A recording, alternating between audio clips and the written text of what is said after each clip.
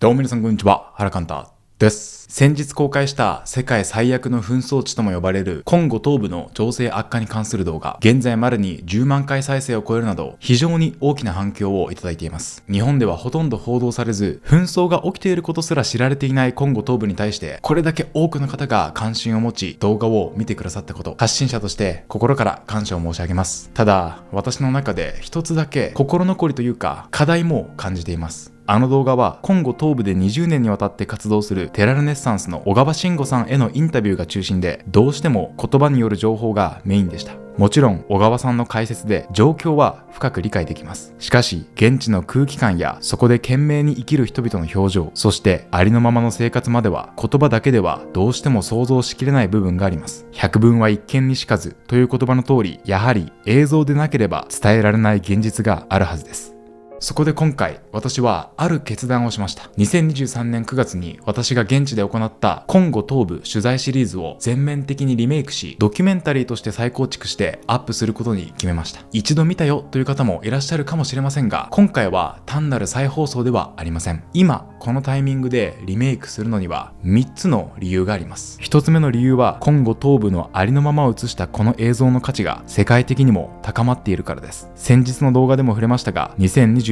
年現在コンゴ東部の紛争は激化しています。私が2023年に滞在しカメラを回していたあの場所も現在は M23 などの武装勢力に制圧され、私のような外国人が立ち入ることは事実上不可能になってしまいました。つまり私が撮影した2年前の映像は、紛争が激化する直前の失われた日常を記録した今となっては二度と撮ることができない貴重な資料です。今回のリメイクでは当時公開しなかった未公開映像も含めてこの記録を世に出したいと考えています。それが今この瞬間も紛争下で暮らす人々のことをよりリアルに想像するきっかけになると信じているからです。2つ目の理由は、2026年の今だからこそ語れることがあるからです。2023年当時は撮ってきた映像を時系列順に見てもらう、いわゆる Vlog に近い形式でした。しかし今回はそこに今の私の視点からナレーションを加えていきます。なぜここで紛争が起きているのか、この場所は今どうなっているのかといった解説を最新の情勢を踏まえて補足します。さらにあの取材から2年が経ち、今の私だからこそ感じる葛藤や出会った人々への思いなど、当時は言語化しきれなかった感情も言葉にしていきます。単なる記録映像ではなく、より深く学べるドキュメンタリーとして生まれ変わらせたいと思います。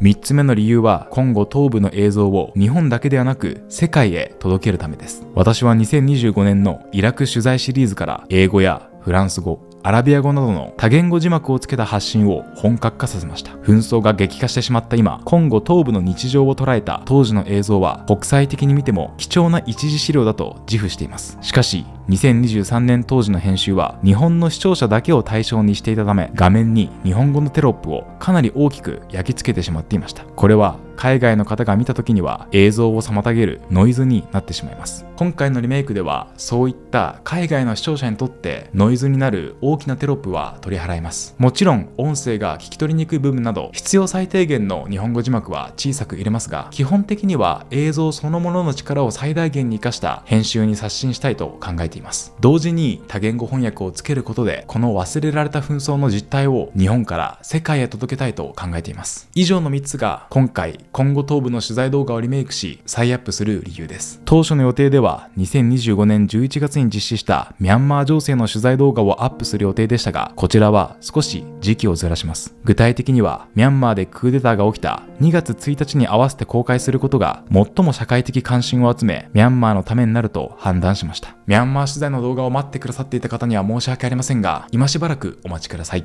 コンゴ東部シリーズのリメイクは以前からのファンの皆さんには見覚えのある映像だなと思われる瞬間があるかもしれません。ですが情勢が悪化した今だからこそ現地の映像を届けることには大きな意義があると信じています。コンゴ東部で起きていることをより立体的に、そして深く理解していただくために現在急ピッチで編集作業を進めています。準備ができ次第順次アップしていきますので、ぜひ新しいコンゴ東部取材ドキュメンタリーとしてご覧ください。まだチャンネル登録がお済みでない方はぜひこれを機にチャンネル登録をよろしくお願いいたします。前前回と今回の動画を通じてもう少し踏み込んでアフリカや国際協力について学んでみたいと思ってくださった方、ぜひ私のオンラインサロンシナジーを覗いてみてください。今、世界中で、そして日本でも自分たちの国や生活のことだけで精一杯になってしまう。そんな内向きな空気が広がっているように感じます。もちろん、まずは自分たちの足元を大切にすることは必要です。ですが、そんな時代だからこそ国境を越えて他者の痛みを想像し、共に考えることができる仲間とのつながりが今まで以上に大切になってくると私は信じています。